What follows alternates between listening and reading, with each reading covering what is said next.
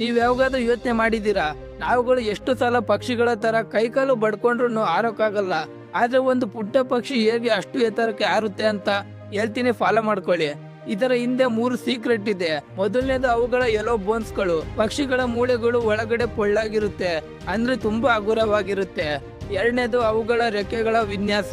ಹಕ್ಕಿಗಳು ರೆಕ್ಕೆ ಬಡಿಯುವಾಗ ಗಾಳಿಯನ್ನು ಕೆಳಕ್ಕೆ ತಳ್ಳಿ ಒಂದು ಲಿಫ್ಟ್ ಕ್ರಿಯೇಟ್ ಮಾಡುತ್ತವೆ. ಮೂರನೇದು ಅವುಗಳ ಬಲಿಷ್ಠ ಮಸಲ್ಸ್ ಗಳು. ಪಕ್ಷಿಗಳಿಗೆ ಹಾರಲು ಬೇಕಾದ ಅಗಾಧವಾದ ಶಕ್ತಿಯನ್ನ ಈ ಮಸಲ್ಸ್ ನಲ್ಲಿ ಅಡಗಿದೆ. ಆದ್ರೆ ಶಾಕಿಂಗ್ ವಿಷಯ ಏನು ಗೊತ್ತಾ, ರೆಕ್ಕೆ ಇದ್ರೂ ಹಾರಲಾಗದ ಪಕ್ಷಿಗಳು ಇವೆ.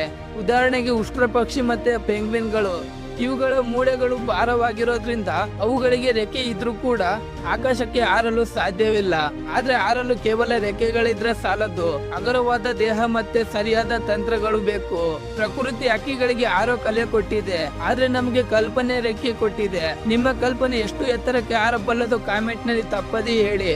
ಇಂಥ ಇನ್ಫಾರ್ಮೇಟಿವ್ ಫ್ಯಾಕ್ಟ್ಸ್ ಗಳು ಡೈಲಿ ಬೇಕಂದ್ರೆ ನನ್ನ ಪೇಜ್ ನ ಫಾಲೋ ಮಾಡ್ಕೊಳ್ಳಿ.